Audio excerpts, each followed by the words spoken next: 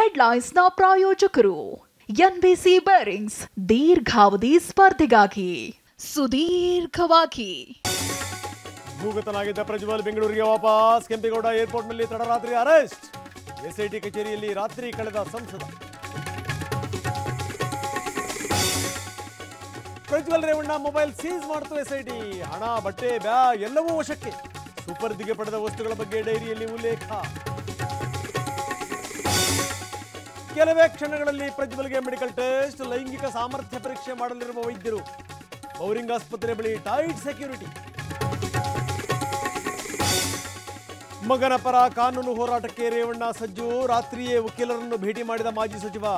ಪ್ರಜ್ವಲ್ಗೆ ಜಾಮೀನು ಕೊಡಿಸಲು ಕಸರತ್ತು. ರೇವಣ್ಣ ಫ್ಯಾಮಿಲಿಗೆ ಸಂಕಷ್ಟದ ಮೇಲೆ ಸಂಕಷ್ಟ. ಭವಾನಿಗೆ ಶುರುವಾಯಿತು ಬಂಧನದ ಭೀತಿ. ಮಾಜಿ ಸಚಿವರಿಗೆ ಜಾಮೀನು ರದ್ದಾಗುವ ಆತಂಕ. ಕನ್ಯಾಕುಮಾರಿಯಲ್ಲಿ ಪ್ರಧಾನಿ ಮೋದಿ ಧ್ಯಾನ. 45 ಗಂಟೆಗಳ ಕಾಲ ನಮೋ ಮೌನ. ಎಳನೀರು ಜ್ಯೂಸ್ ಮಾತ್ರ ಸೇವನೆ.